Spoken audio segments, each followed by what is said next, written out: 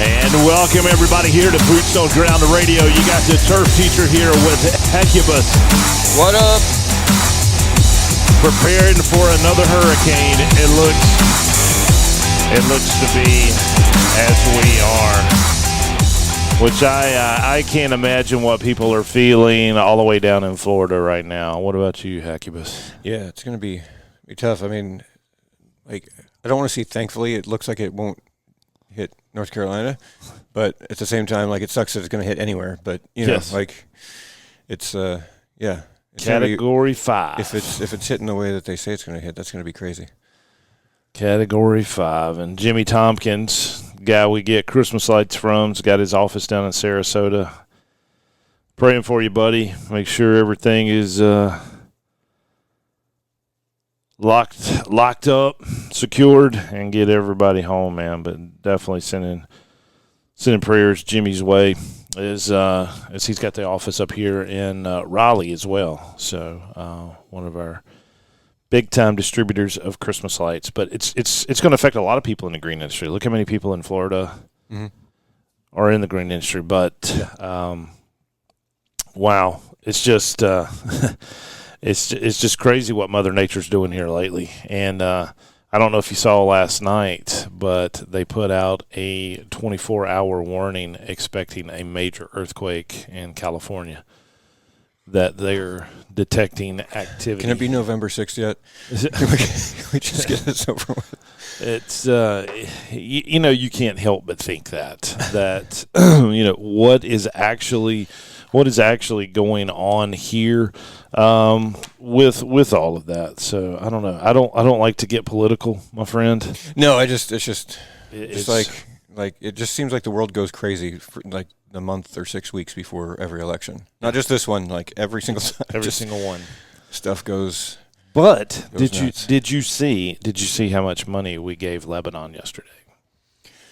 No, I know we did. I just don't know the exact figure off the top of my head. What was? I should say I saw it. I just don't remember the exact figure, but I want to say it was. It was, I believe. I don't think it was billions this time. Maybe I want to say it was millions. We gave 157 million. 157. Okay, I was guessing 147 for some reason. This is from Vice President Kamala Harris. From her page. Yes. That had 18 million views, 18 million likes. Funny how it has the same amount of likes as views. Weird. The people of Lebanon are facing an increasingly dire humanitarian situation. I am concerned about the security and well-being of civilians suffering in Lebanon and will continue working to help meet the needs of all civilians there. To that end, the United States will provide nearly $157 million in additional assistance to the people of Lebanon for essential needs such as food, shelter, water, protection, and sanitation to help those who have been displaced by the recent conflict. This additional support brings total U.S. assistance to Lebanon over the last year to over $385 million. And yet, nothing is really being done. Well, how is it that we support Lebanon with this aid, but then we also support Israel? Like, why do we have to pay both? Why can't we pick a side? Can we pick a side? Just I don't know, man. What do you think? Well, no. Did you see that the Houthi rebels in Yemen have been launching major attacks in the Red Sea against vessels there in the shipping lanes there, to the point now where they have made a massive cut basically in the amount of ships passing through there, which obviously has a huge issue in the economy, especially in that region. And they also, like the insurance rates have skyrocketed for ships passing through, because the way the insurance works for freight ships and things of that nature is that it goes by a percentage of the cargo. Yeah. So like if your cargo is worth $1 million and X amount, like that's what you're paying for. Well, it went from like 0.07% or 0.7%, sorry, 0.7% up to like over 3% in 1 week because of all these additional attacks on vessels. And so, shippers are like, okay, well, we're not going to go through there. We'll go up and around and down and through and whatever else we have to do to avoid this type of stuff. But fun fact, remember that guy, the Merchant of Death that we traded Brittany Griner for in that prisoner exchange? Yeah. Guess who's arming the Houthi rebels? No other than ta-da. So I just every time. Well, dude, we got to talk about something upbeat. Yes, we do. We have Sorry, got it to. was like last night I was looking at the news and I'm like just left and right. Just I thought you were listening to the show. We no, did after after the show. It was Yeah. after the show. Speaking of upbeat, make sure you guys tune in. Have you put that on anywhere? Anything? It is on the podcast. Okay. It is on podcast.co. Gotcha. Okay. I know it takes 2 or 3 days to send it out to all the other platforms, like our 2 landscape vets. I got to upload a few more of those, like 2 more. Yeah, there's a couple those. of those that need to be uploaded on there, but yeah. They're on the other platforms other than Apple. Yeah, Apple's been a pain in the ass. I've been dealing with them for the last 3 days now, trying to get some answers as to why. Because every time I try and load a show to Apple, because it's Apple Podcast Connect is the platform that you load them to. So or it's connect the show to. It's totally different. Or do you do that through Podcast Co? No, you have to do it separate from Pod.co. Oh, so you have to upload it separately. Yeah, and so each time I got one show because like each podcast is considered a show. Yep. Got one loaded, and then since then every time I try it says error has occurred. Try again later. But I just keep getting that same error, and so I've talked to Apple support like probably 6 times so far, and every time, So here's a thing that good old Wayne Voles, he always is good at like taking a topic and then like moving it into like lawn care business and things like that, green industry stuff and business in general. Well, he is the prophet. So exactly. Like, So I contact support. Well, and the first part of contacting support is saying like, I would like to chat with support, but they don't give you that option right off the bat. You have to like search for your problem because, most likely your problem is like one of these, frequently asked question things. So I type in what the deal is and then I get this page or whatever. And of course, nothing is where I need it to be. So I scroll down and there's a thing, chat or whatever. So I hit the chat button. And I'm like, no, I don't need to call. Just a chat is fine, whatever. Find it. So when I hit the chat button, it gives me a form to fill out of like what the issue is, what my Apple ID is, all the stuff, and tell us a little bit about the problem you're having, yada yada. So, and I don't know how y'all in your businesses, if you have like a contact us page or if you just take all your stuff as called direct calls and things of that nature. But I fill out this form. And then they connect me with the chat agent. And the first question the chat agent asked me is, how can I help you? And I'm like, why did I fill out that form? Yeah, you didn't read the form. Like, obviously, there was no point in me typing that out. And so to the point where, like, now I've gotten to the point where I actually, like, I copy. After the first time I type it out, I copy it because I end up using it like 17 times in the, conversation. So he goes, oh, okay, well, can I get your Apple ID? And I'm like, what? I'm signed in. I'm chatting with you. They connected me with you after filling out a form. How do you not? Does it not show up on your little screen? Like, come on. So I have to go through and like explain all this stuff all over again, only to have the person like they say, okay, well, let me check on this for you. And I know all they're doing is searching the same shit that I searched to begin with. Yeah. On their computer, and then can't find anything. So then they send me to another person, who then asks me how they can help me, and what my Apple ID is. And all these other things. And the last time I dealt with them, I had that 4 times, that issue 4 times. And I finally got to the phone call side, and the person I was talking to said, well, I feel like this is we can connect you with the Apple Podcast team because they're more expert on this stuff. And I said, well, I haven't been able to chat with them because every time I try and go into the chat, it redirects me to this page. So there's that. It's like, did they figure that? Did they figure that out? No.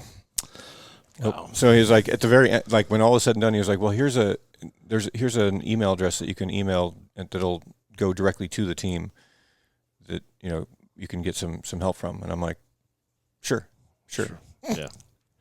So yeah, still working on that. So but my whole point being is that like if you ask people for information, whether it's a a problem with what's going on with your customer, or it's a new customer who says like, hey, I want to light my house and do these other things, don't call them and say, so how can we help you? Yeah. Don't make them fill out a bunch of stuff. Well, here at Elite Landscape Contractors, we have 15 people down in the Philippines ready to take your call if you're interested in Christmas lights. Yes. They speak somewhat decent English, and if you get through all 15, then you may be directed. I will say Russ. the interesting thing with Apple was that the first person I dealt with on the chat, they were all very nice people and everything, but the first person I dealt with on the chat did not have a mastery of English as far as it was kind of like you could tell when they were typing it. Well, I mean, I guess nowadays there's a lot of teenagers that I, have seen text from, like when I've been working, and managing places, and they text into me and they're like, they have a question about their shift or something, and I'm like, I need a translator for the lingo that they I'm like, use. that, but also even I'm like, how is it that autocorrect is a thing, but yet it's still like they still manage to misspell half of the words? Like I just don't, and the grammar is just atrocious, So I get that probably that's the case on there, but the two that so the second person I chatted with, and then the other person on the phone, and the fourth person on the phone, they all were from one of them was actually based out of North Carolina. Okay, So it's almost like a work from home kind of deal. scenario that they do. So I was kind of surprised by that though, because I was not expecting that. Perfect. Because we did have I think we chatted more about the hurricane than we did about what was going on. But yeah, just it's been crazy. So we are confirmed on Amazon. So Okay. And I know we're on Spotify. Yeah. So they're starting to come around. I think a lot of people just listen mainly to Spotify. I think that's becoming kind of popular. That's the one that I've always listened to. Yeah, my girls listen to it. Jennifer listens to it. I've always been Apple kind of guy. Just listening to it's Apple Podcast, ain't it? That's just what it's called. Yeah, Apple Podcast. But because there's Apple Music and there's Apple Podcasts. I think that's part of the confusion. Yeah, exactly. People have because there's a tab for podcasts on Apple Podcasts, but it's like a very select few. I don't know if it's like a subset where Popular ones or something. they only have like the top X amount that they put onto the music thing or something. I don't know. True. Well, dude, my It's coffee strange. just percolated in the.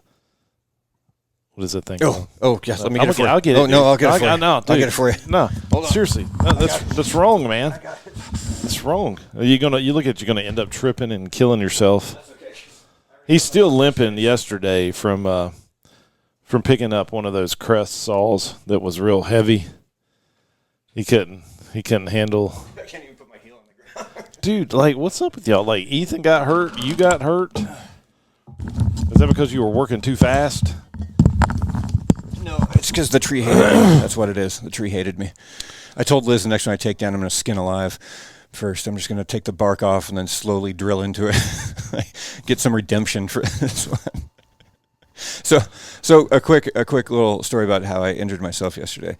I was up in a tree, and I was taking some limbs down before we took the tree down because it was near a roadway, and so I was taking some of the other limbs so that we didn't have to drop the full tree. That way we could just drop a little bit of a stump basically, and not have to worry about closing off a little lane of traffic thing.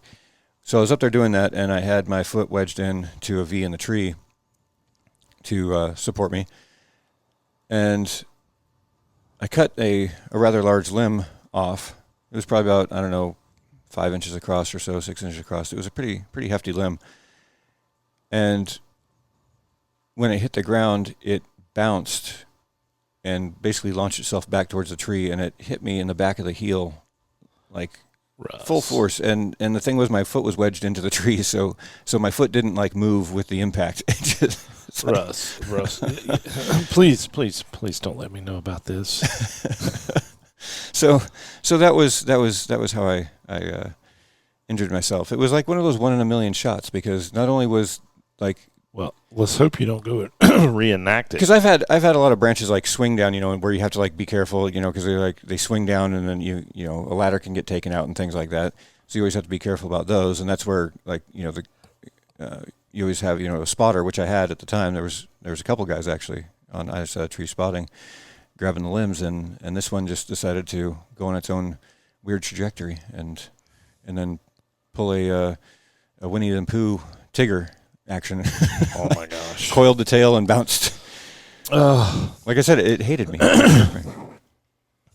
It hated you. Well, guys, it is 1 week today. Kentucky bound.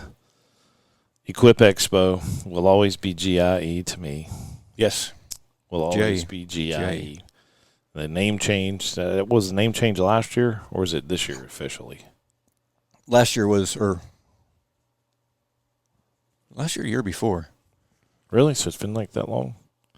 I want to say it was the year before last. Okay. There's I think. Equip Expo. Yeah. I think it was the year before last. Yeah. That changed to Equip. But one of the smallest trade shows you'll ever be at, you know. Oh, yeah. You'll walk through it within how many minutes, do you think? Oh, I don't know. If you stop to talk to some people, 45 probably. From end to end. From end to end. Yeah. Maybe a rounded hour if you go outside and back. Gotcha. Yeah, and actually test drove some of the equipment. Yeah. Guys, y'all know we're picking. Like, majorly picking. Like, I don't think I've ever seen every piece of equipment there any time I've gone. I definitely haven't, because I've never attended it. I've always been in a booth. So I've definitely never seen everything. The only time I've ever actually walked the floor was like back when I was with GeoRipper. We would get set up and then cruise around. Yeah, for a little bit, and just kind of see where everything was located and things like that. But a lot of that time, half of the stuff wasn't actually out yet. Yeah. So. Well, yeah, it's like the time we had the time we were there. I guess the first time that I would been there with you, that we had like dealer passes or something that we were there Tuesday afternoon and was able to kind of walk through. The dealer preview, I think it's called, or something like that. And I was just like, because I'd been before, and I'm like, these guys are just starting their booths. Mm-hmm. Like, oh my goodness, they've got like 24 hours to finish this, and these guys work through the night, through the morning, building this stuff. Yeah, that's the way we'd fly in Tuesday morning, midday Tuesday typically, because flying from the West Coast. Yeah, but we'd fly in and get there and have to, everything would be crated, so we have to take everything out and start getting stuff set up, and then have to get all of that put away, and then you have to clean the booth because you get the carpeting and stuff, and so you got to get that all cleaned up. And if you don't, you can pay for them to come by in the morning and do that stuff, but it's like it's a very it's not like our booth was even that big. Yeah, relatively speaking, we had a lot of stuff to put out, but you look at some of those others like Still and all those others where it's just massive. It's like a semi-load worth of stuff that they're bringing in. Yeah, it's pretty crazy. But the worst part is the loadout, though. That's the worst part. What, leaving? Because it's a lot of hurry up and wait. Because you can like pack up your stuff as much as you can, but then you have to wait for your crates or your boxes or whatever it is that you do it, and it's there's no rhyme or reason to it, really. It's just you just have to sit there and happens. wait. There was times where like JJ and I, we would go and get dinner and come back because that's how long it took for us to get our thing. So we'd have everything boxed up as much as possible, and we'd go and get dinner, come back, and we'd sit around on our phones doing nothing, waiting for our crate to finally arrive. Putting all that social media content up. Well, and to the point where because they used to not have these on the things, but it got to the point where so many people were trying to bribe the drivers of the forklifts that they actually have little signs on all the forklifts now saying like drivers will not accept cash. Because I have done that before. I have thrown a few 20s at a driver to get my stuff so I could get out of there. This is a couple 12 packs, bro. You don't want to bring us the GeoRipper box. Mm-hmm. Mm-hmm. So are we gonna get to hang out with JJ? Oh yeah. Doug said, "Good morning, Wes and Eric." Good morning, Doug. We'll be in his fresh. We'll be in the booth. Why is Doug not going to Equip Expo? Doug, it ain't snowing yet, man. I know you're a big time snow removal guy. He's hoping for an early winter. That's what he's hoping for. But I thought he was going to make the trip. Maybe next year. Maybe next year. And then, like, dude, it's like as soon as Equip is over, then it's like Christmas, boom, boom, boom. And then we got Green and Grow. I need to get in touch with them. Mm-hmm. Oh, yeah. Green and Grow is a big one. And then we got, and of course, there's, what's next after that? Is that World of Concrete next? That would be, yeah. Yeah. Or no, That's there's Synced Live. When is that? Is that February? That's January. That's in January this year. Okay, it was over. It's like second week of January. It was Valentine's Day last year. Yes. Yeah. Yeah. This year it's in January. I texted Luke last night. That was the first time I got to really hang out with Luke, and he had the like super camera set up, and I was like, I think I need to go ahead and make that investment, especially with as much social as we're going to be doing, and I like recording my lectures, and I just need something good to do that. Yeah. And he's like, man, you need to get the DJI like face thing. But I was like, I've got the first gen, but he's like, that would be perfect for what you're doing. It just seems a little too small. Yeah, I gotcha. I just. I know it's weird. Some of that stuff is like so small now. Even though it works, it's like it just seems weird. Yeah, it's just like I'm a landscaper. I'm gonna break this. Right. Like because our employees, Russ, would tear up an anvil if they if they had the choice, or if it is destroyable, they're going to find that way. And so I'm just like looking at that little bitty thing, and I'm like, oh, I could just see the little camera head just snapping off, and it's it's a pretty expensive little dude, but is it going to work? Maybe not. They've got the wireless mics for it. It really works. Yeah, it's got the items. Doug said that he's it's the funding and the timing because he's currently building 3 new plow trucks. So I could see that being an expense for sure. Yeah. And then he also mentioned Pavex in January as far as shows. Where's that at? I'm not sure. Pavex? I mean, I know it, but I don't know where it's located. Excuse me. You said Pavex? Here, Pavex. Like pave and then X. Like pavers, or is it like asphalt? Doug, come on, man. I would assume so. Well, no, I don't know. Maybe it is pavers. Pave X. Maybe it's pavement. I don't know. Well, and then there's World of Concrete. And then it happens. And then we got CPS distributors. Tennessee. Tennessee. That would be a rough route for us, Tennessee. Yeah. We have to go down and around. We have to go down to Florida and then up and around. Since our main artery for getting from North Carolina to Tennessee no longer exists, so. Wow. Okay. Connex will be in 2026, so it won't be this coming March. Yeah, I was gonna say Connex is every 2 years, isn't it? 3. Oh, it's every 3. I thought it was every 2. That is North America's largest construction trade show. That gives us plenty of time to plan and get all. And I've tried going. I remember. We were at Northeast Hardscape Expo when COVID hit, and so we were kind of scrambling to find plane rides home. And I'd never seen the airports just packed. And it took me a roundabout way to get home, but ended up getting home. And I just remember we were riding in the car back to the trade show, and they're like, the NBA has just canceled the basketball games for the rest of the season. And that's when I realized, holy cow, this is serious. Like, because they're not going to give up that money. Yeah. But they shut that down. And then we get back to the trade show, and they're like, all right, guys, y'all got to pack up. We're shutting it down. I'm like, man, I got to get home. I'm stuck here in Connecticut, And, but I got home, and then I seen buddies of mine that were headed to Connex. And I'm like, guys, they're getting ready to shut the world down because of this disease. And they're like, yeah, it'll be all right. It's Vegas. Well, they they did the whole thing, man. Like, and so that was in 2020, and so then they had it again in 2023. That's why it'll be in 2026. Yeah, that makes sense. And that's probably why they went ahead and did it, because of that whole 3-year gap thing. Yes. and it's March 3rd through the 7th, which is good because it has always fell on my middle daughter's birthday. And I was like, I couldn't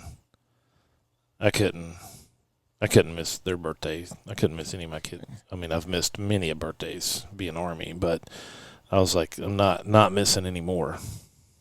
Oh yeah, no, totally. I was just looking at Spring Fling to see what date that was, but they don't have it out yet as far as because it's in March, but it's usually like second week, third week of March ish. Oh, with the distributors. Mm-hmm. Yeah, so we could really be busy. We could really be busy. Yeah. Well, in Connex, that one we got a couple of years for that one, so that wouldn't be this coming year for. But if like double up on that one, but if like, if they see how well we do World of Concrete. Yeah, World of Concrete is January. Is that January or February? I need to get a calendar going for all these things. I know Liz has been looking up a bunch of them, but I don't. And she had them somewhere, but you need to get do up an actual Google calendar. It's January. World of Concrete is January 21 through 23. Okay. It used to be where these trade shows, dude, would be on the weekend. Like, I remember back in the day when Equip or GIE, and it used to be, what did it used to be? Well, it used to be that they traveled around to the different cities. Mm-hmm. Like, I remember going in Baltimore, 1998 or 9. Dad went up for Clip Conference. He had the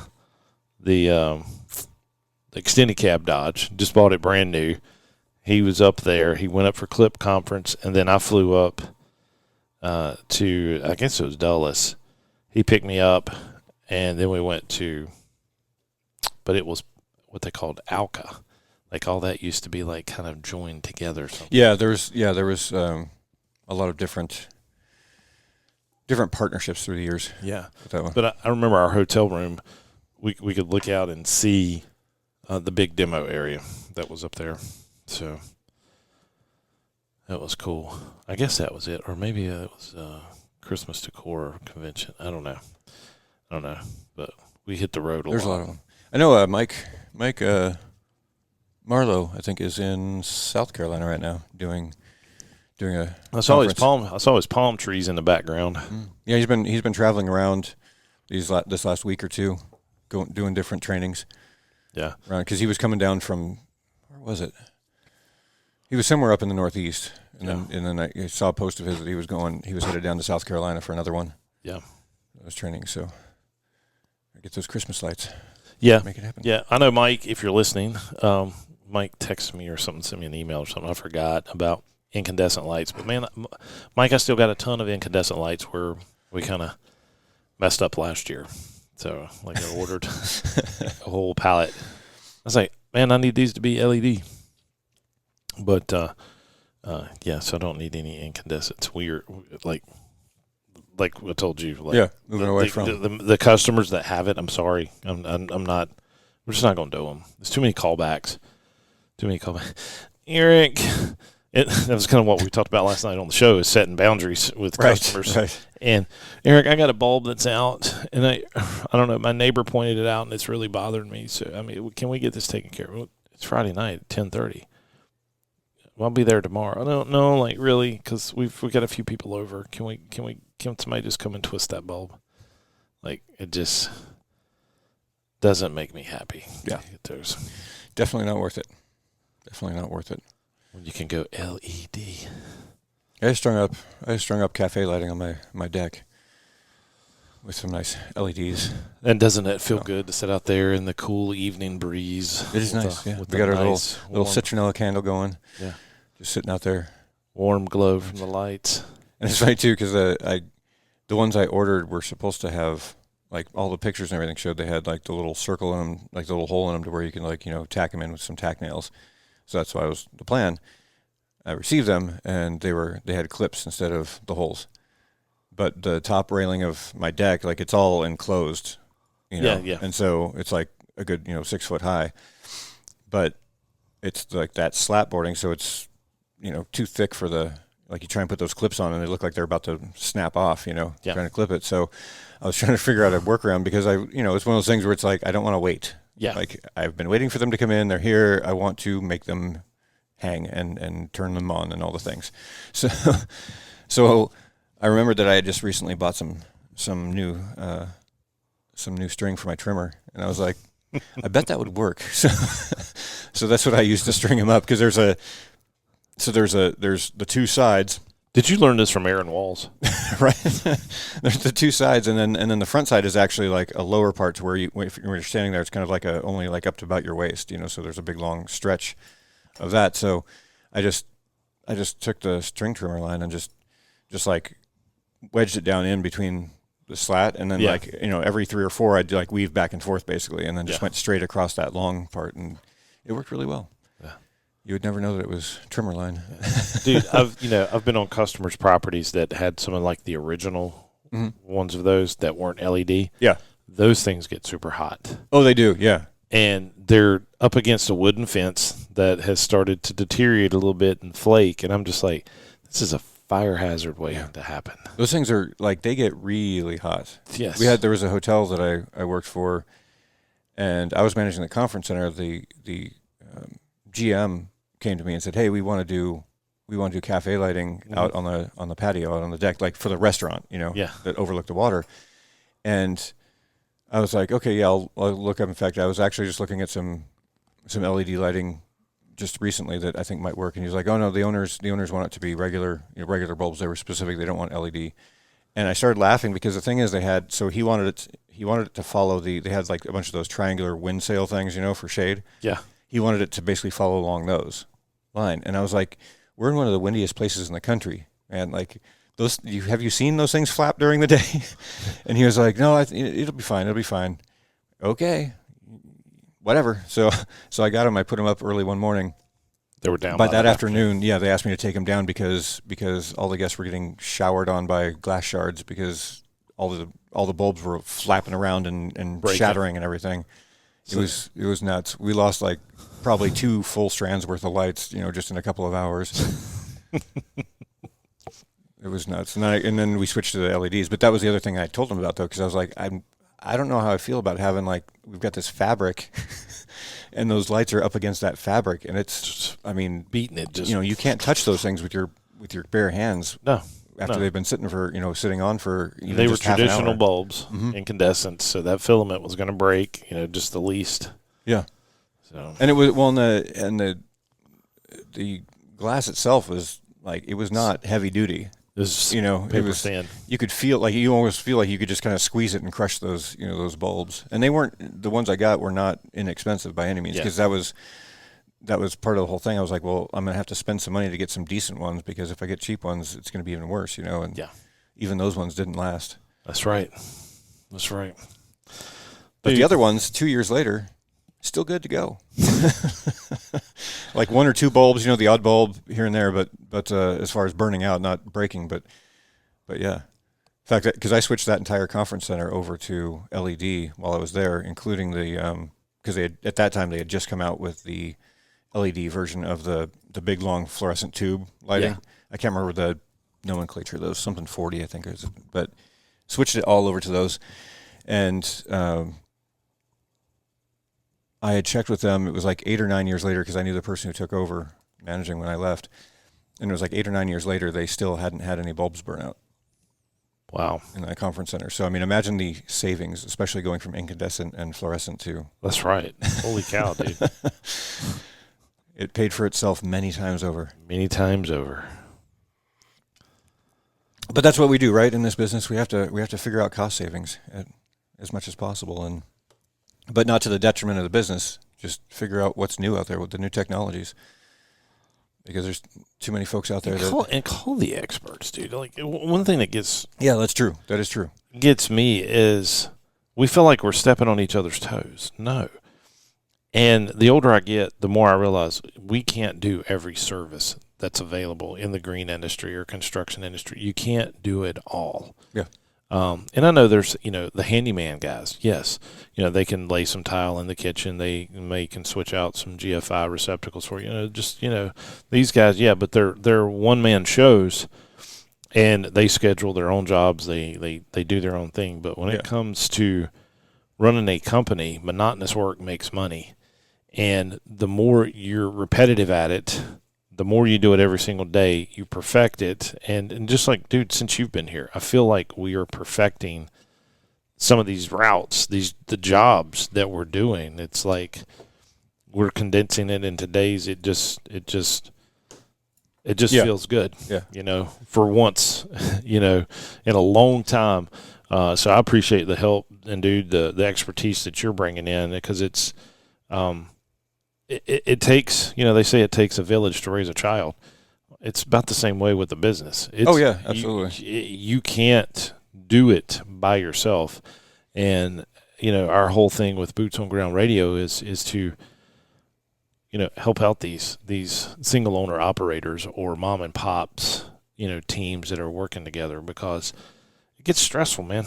Yeah. There are some very stressful days out there. I can tell when you get stressed just from the guys, and then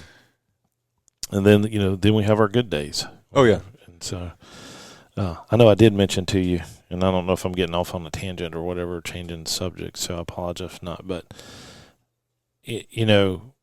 when you work hard, I feel like you have to play hard, and so we're going to do that with Expo. Like we're going to take some time to actually enjoy this equipment and drool, daydream, walk around like a kid in a candy store, which, I mean, basically it is.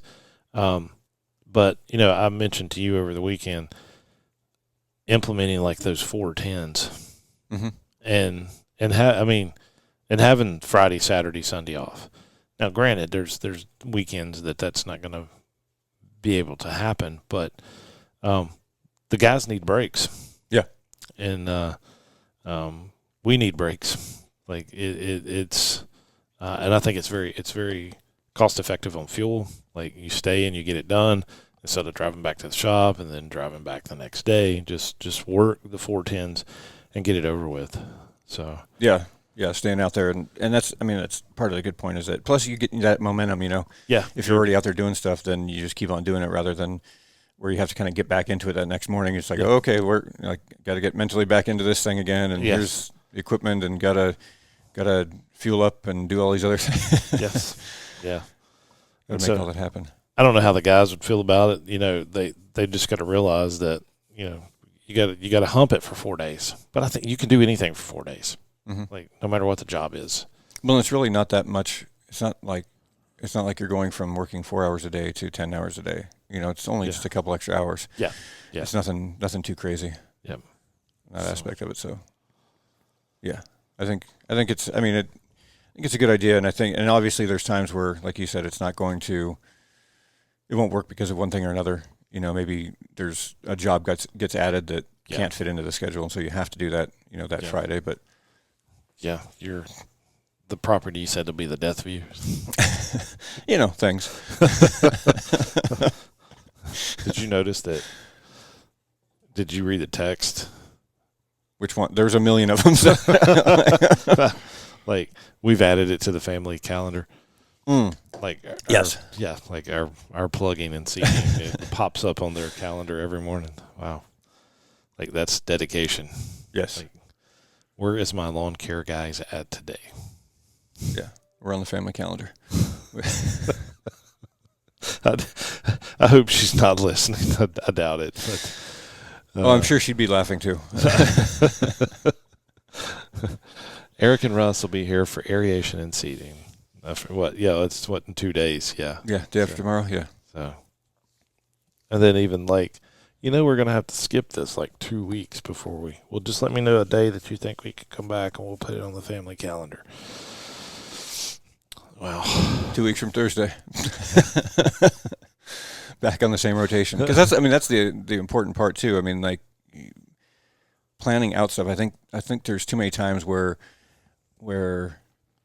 especially if owner operator or just maybe if you have just a couple of guys working for you, that it's easy for things to get away from you because Yes. you want as much at work as you can take, and so you're like, oh yeah, we can do that, I can fit this in, and pretty soon you're going, holy crap, wait, how do I make this work? Like Yeah. like just you and I were talking about it, not only just how many hours are there in a day, but equipment wise, like okay, we have a finite amount of trailers and only certain equipment fit on those trailers, and then we've got these different jobs. Like, how do we work? How do you start working that part of it? It's not just making sure you have enough guys and enough mowers. Or equipment. Do you have the right equipment to get to the equipment? Yes, and that might be something we look at next week. Is a trailer. I love the one that Riddle brought over. Oh yeah. With the is that an ATV or what do you call that?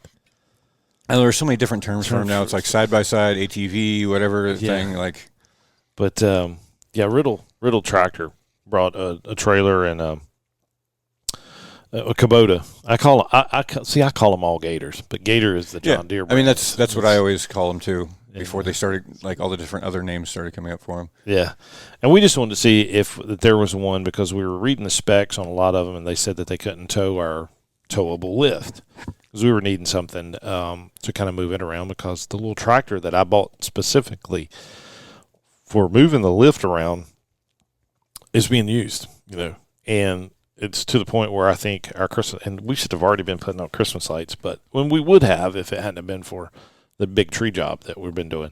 Mm-hmm. The little tractors would have been pulling the thing around for us, but, it needs to be plugging and seeding.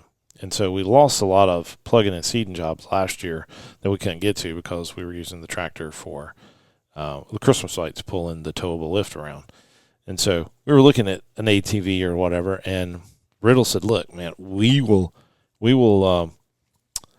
bring one by and let you see if it pulls it.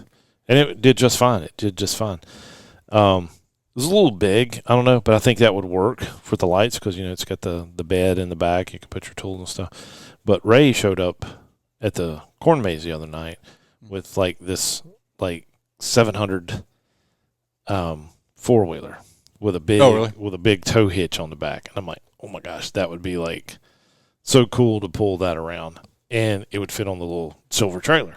Right. I'm trying to think because some of these neighborhoods we get in doing Christmas lights, it's so tight. Mm-hmm. There's no way to turn around. There's, you're at the end of a cul-de-sac, or they don't even do cul-de-sacs anymore in half these neighborhoods. It's just it dead ends. And I'm always thinking about, how's the fire trucks going to get turned around? That's why cul-de-sacs and stuff like that were developed and built. And so the fire trucks can get in and out. And if you can't get a landscape trailer in, the big fire trucks are, hang on, y'all. We're going to have to get some guys up here to direct traffic, and we're going to have to back down to your burning house. But that four-wheeler just looked super cool because, when we went, to get the new gear yesterday, we were talking about, like you said, the trailer issues. And I was like, I think I got it figured out. So they're going to have to, if they go to Sheehan's first, we can get everything up there with one haul. We can get everything up there. And so, guys, we call this property Dallas. Can you hum the... It's been too long. But it's I know it, I just don't it used to come on Friday nights after Dukes of Hazzard at 9:00. Yeah, because that's the only reason I know the theme song is because that's when I went to bed.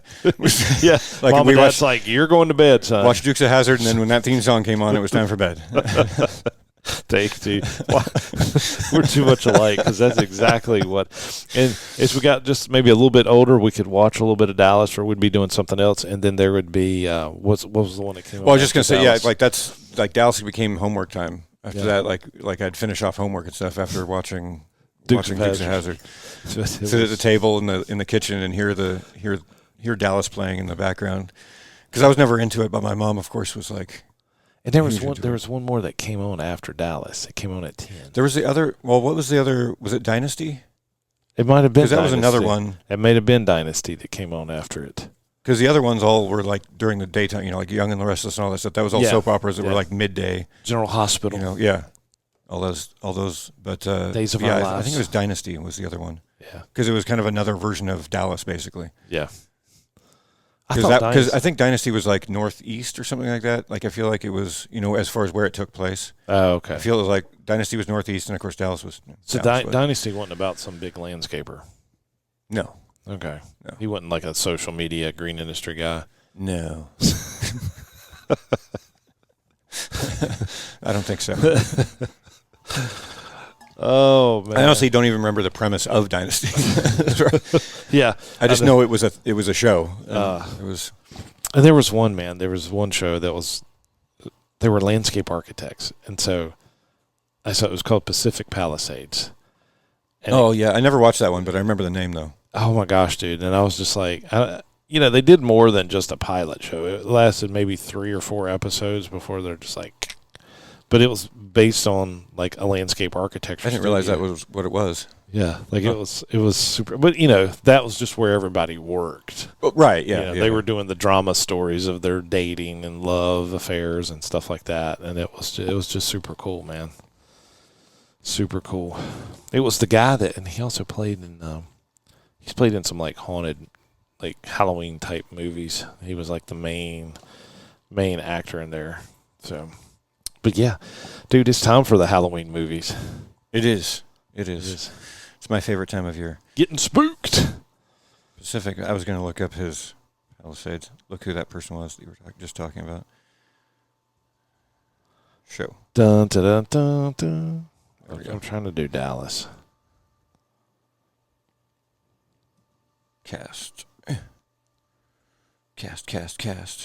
Come on, show me. I don't even recognize any of these people. So you Oops. did. Go back. There we go. Matt Dunning, Corey Robbins. Man. Yeah, I don't recognize anybody from that show, other than Joan Collins, but.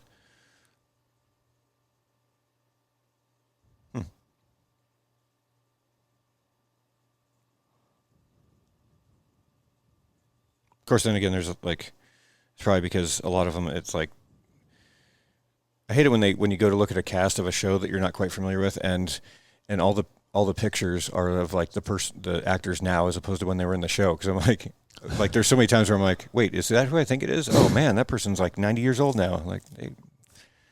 They look so old, so old, so old. The thing too, we lost a lot of high profile celebrities in this last week or so. Oh, did we? Because we lost James Earl Jones. Oh, that's true. Yeah. And then yeah. Oh shoot, what's his? I can never remember his name. I can totally picture his face, but for some reason I can just never remember his name. But he was he played the father on. Was it Good Time? No, it wasn't Good Times. Man,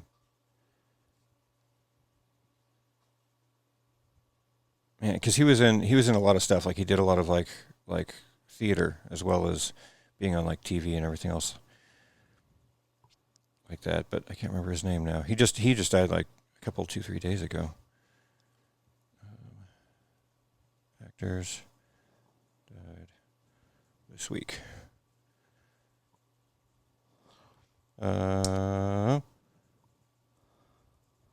Dude, now you've got me looking up Pacific Palisades. Now I can't find it. It's I'm why can't give me a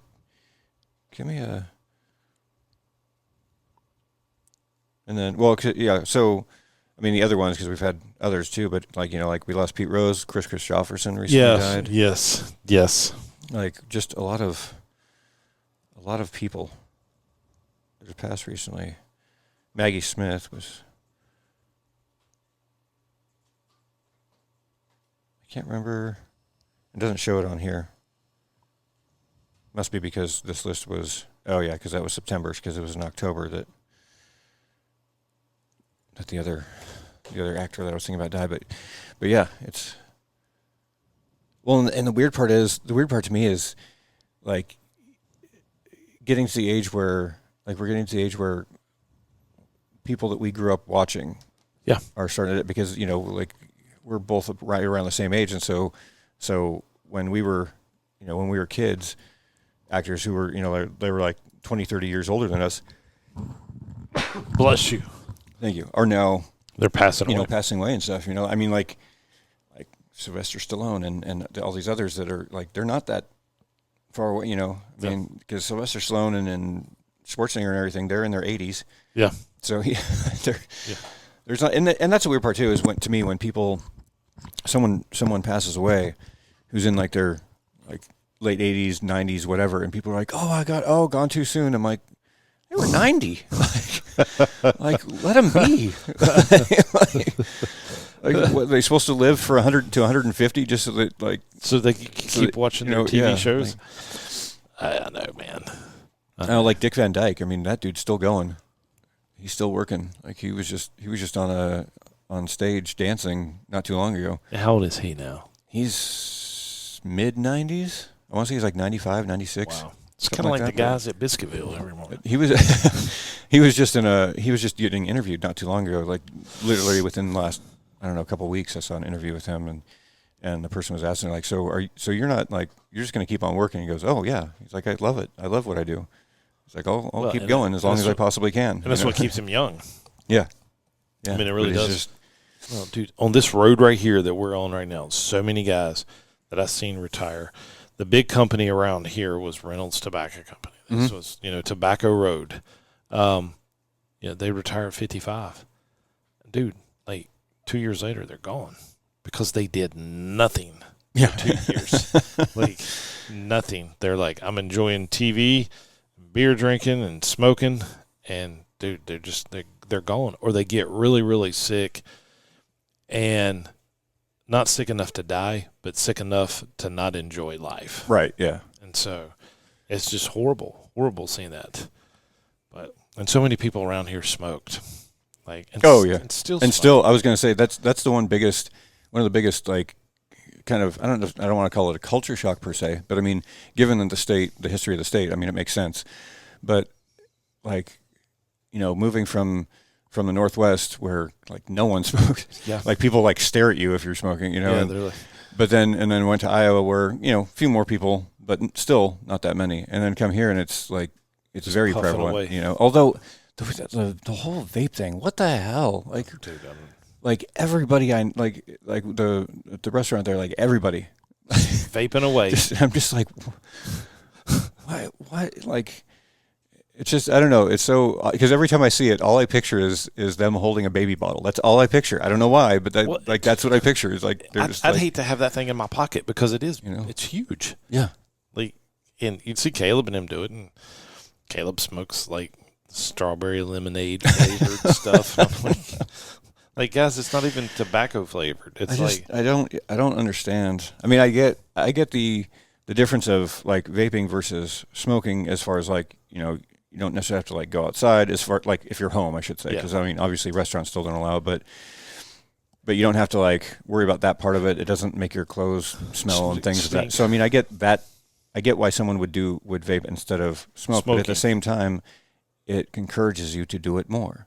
Yeah. So like all the tobacco producers are like we'll just switch to vaping. We're good with that. Like we'll just put the nicotine in the.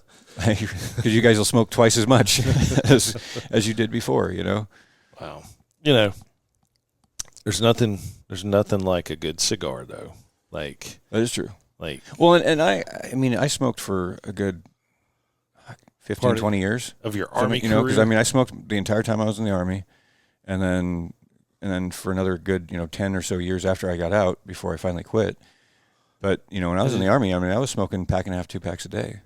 Did you ever find these guys that, like you said, could smoke 2 packs a day and just kill the APFT? That was me. You were one of them. Yeah. These guys be out there chugging a Pepsi and smoking it right before running 2 or 3 miles. Yeah, because I actually, I got an extra couple days off once because our company commander, who was like big fitness guru, like very like all about the clean eating and this and that and the other thing and all that stuff and so he was obviously very against smoking and so he told us once we were getting ready to take the PT test, and he said if anybody beats me on the run, I'll give you a 4-day weekend. And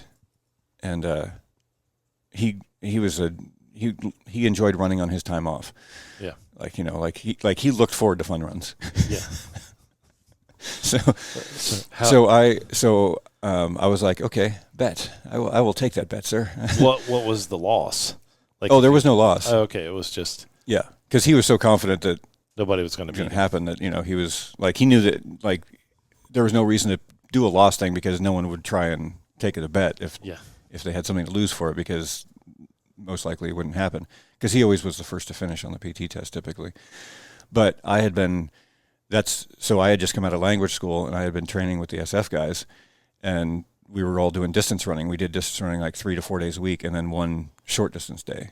And so just kind of like trained you to be able to, to smoke it on that one day, because lung capacity and all that kind of stuff, So I had been doing that for whatever it was, 10 months, 11 months or something like that at the time. So I knew what I could, the time I could do, and he was right in there at that same time. So what I did is I was doing the run, but before I went to do the run on the PT test, I put a pack of cigarettes and a lighter in my sock, and then proceeded to run. And we got to, on the run that we didn't do it on a track. We did it right outside of our headquarters and stuff. And so it was like, so there was like this big long block that basically was like, you would start at the beginning of the block, and you would do 3 laps, and then on the third lap you'd run to the end of the block. So it's kind of a weird like 3 and a little more lap or whatever, but that was our course. So I was basically pacing him, but I was staying far enough behind to where he felt good about himself. And then when we got to that turn where it was that last part, like as we were coming around the last part of that turn, I just kicked it into high gear and just like fucking flew by him like about 100 meters before the end. And then as soon as I got to the end, I stopped and I pulled my cigarettes out and I lit a cigarette and was smoking a cigarette watching him pass the finish line. What did he say to that? He smoked me. Did he? Yeah. He was like, since you like smoking and you're going to get smoked. Yeah. Dang. It was like, I mean, it was a tongue in cheek, and it wasn't like a full out, It was. It was more of just that kind of like save face, like, you wanted to like go a little, all you had to do was beat me. You didn't have to, You didn't have to like show me up. But yeah, it was good. And then we went out and had some beers later. So he was really cool. He was a cool guy. I mean, he was like very straight laced and stuff, but he still was cool. Like he was very much one of those guys where like he and I went out for like whiskey and stuff all the time and smoking cigars. Like towards the end of my time with that unit, he got into smoking cigars and stuff. He kind of loosened up a little bit because he had come from, I can't remember which. He wasn't he wasn't PSYOP all the time. I mean, like most officers aren't anyway. They typically come from somewhere else. But he was like Signal or something like that is where he'd come from. So a little more like admin, like office type stuff rather than field work. But just think of all the Army, like all the officer MOSs. Like I could not imagine being an officer. Yeah, they go and they get like transferred around all the time too. Yeah. Like it's like you choose one branch and you never like stay. I guess maybe an infantry officer might. Yeah, I guess so. Unless you like willfully, like if you're like, hey, I want to do something else. But yeah, I think they probably of any of them would be the one that would stay in that. But it's like I don't know. I had a sergeant major ask me one time, Jones, how many MOSs do you have? I'm like, just one, sergeant major. He's like, why? I was like, I got the best one in the Army. I mean, that's what I. Yeah. And he was like on number 19. And I'm like, why? How well and like how do you? What's the purpose of that? I mean, I guess as an like he said, I needed to know all my soldiers' jobs. And as an officer, it's like it's more admin, so it's not like. It's not hands-on. Yeah. I guess so. So you don't have to really be as proficient in it, maybe, than the enlisted side of it. But still, it's like it's even, like I had a buddy that was a pilot. He went through ROTC, and even your West Point guys, like that go to flight school and fly the Apaches and stuff. Like once they make like 03, they're taking off the flight line, and they're running the unit. Mm-hmm. Exactly. They still get like some flight time just, I guess, to keep their wings, but they don't get to fly missions. the chief warrant officers that, enlisted in the Army and then went to warrant school that are the pilots are the ones flying the missions. Yeah. Yeah. That's true. You don't see like a lieutenant colonel flying a helicopter. No. At least I never did. No, they were all chiefs. Yeah. Yeah, all the helicopter guys were chiefs that we flew with. And I just can't imagine being behind a desk in the military. Nope, couldn't do it. Could not do it. If I went, I'd go PSYOPs next time. Definitely not a lot of desk time in that job, that's for sure. Oh my gosh. Lord, even with the higher ups. Higher ups. Well, dude, you know what time it is? It is time. It is time to go to work, man. It is time to go to work. All right, guys, thank you so much for joining us here on Boots on Ground Radio. Hecubus and I need to make $1 today. So hopefully you guys will, and we will see you bright and early tomorrow morning at 7 a.m. here on Boots on Ground Radio.